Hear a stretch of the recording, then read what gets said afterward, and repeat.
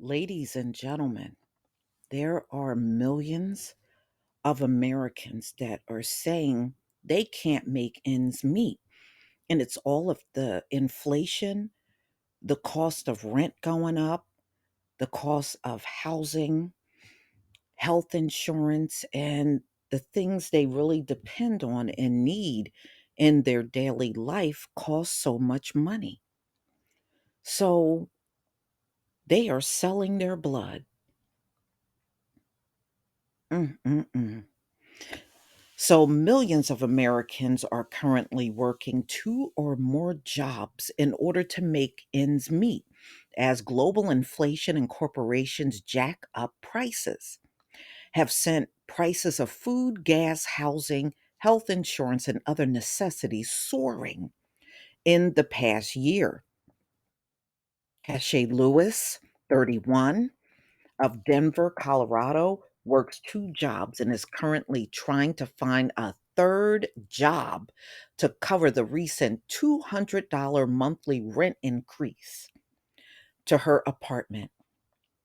She works days as a barista at Starbucks, but claims it's been difficult to get enough hours, even taking extra shifts whenever she can due to scheduling cuts as part of the crackdown on union organizing by management.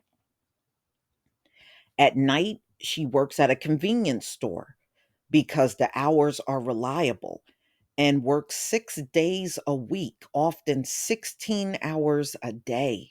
Ooh, that's a lot of hours. I'm exhausted all the time, said Lewis. On the one day I have off, I donate plasma for extra money. I'm literally selling my blood to eat because I have no choice. Her partner suffers from epilepsy and can't work full time hours because of it. Even with insurance, their medication is expensive, and she spends about half of a 2 week paycheck at Starbucks to cover health insurance premiums. Over the past 5 years, she has struggled with homelessness and was previously fired from her job for sleeping in her car behind her place of employment. Wow, nobody should fire you for that. They should have known something was wrong or, instead of firing you, why didn't they just find out what was going on?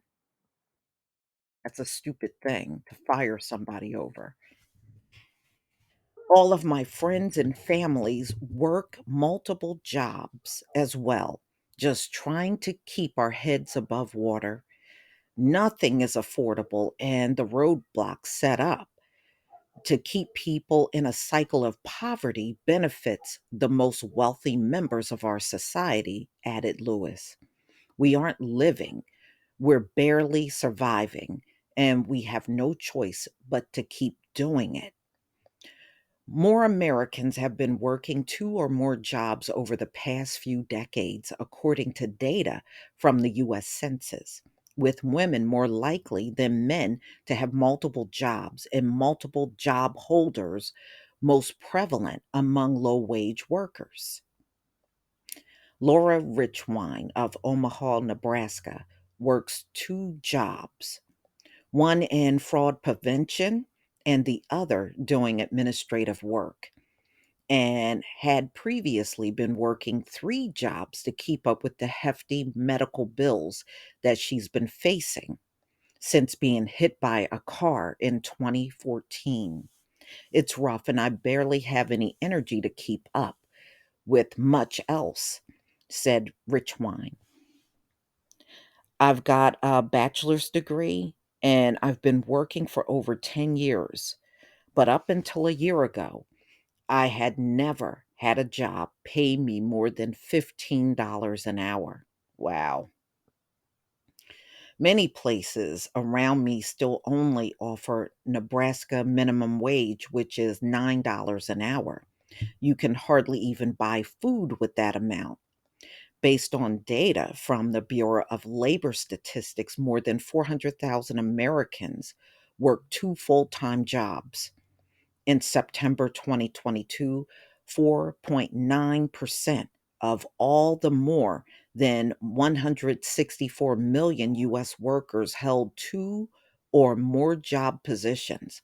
Over 7.7 million workers. Though US Census data estimates these rates and numbers to be much higher than 7.8% in the most recent years, where data is available. 2018, about 13 million workers, while BLS data at the time estimated 5.0% of the workforce holding multiple jobs. Both are considered an underestimate of the number of multiple job holders in the US labor market due to the constrictions on what is defined as a multiple job holder and the lack of data on self employment, such as gig workers. An annual survey sponsored by the Federal Reserve Board estimated an even higher number of workers in multiple jobs at 16.4% in 2019, about 26.5 million workers. Many of these workers hold multiple jobs, are doing so to try to make ends meet and often working longer than 40 hours a week. Yeah, I mean, even years ago when I was still in the workforce, I knew people that worked well beyond 40 hours a week. And that was before all of this stuff, with the pandemic and all the inflation and them raising prices over the Ukraine Russian war. So, Robert Weaver of Lawrence, Kansas, currently works two jobs as a theater technician and a delivery driver, 30 to 35 hours a week at his primary job and about 20 hours at his second job. He explains that he works two jobs because he cannot find a single full time position in his area that matches with his college degree. Most of the disposal income goes through paying off credit cards, taxes, surprise bills like car repairs, and medical expenses.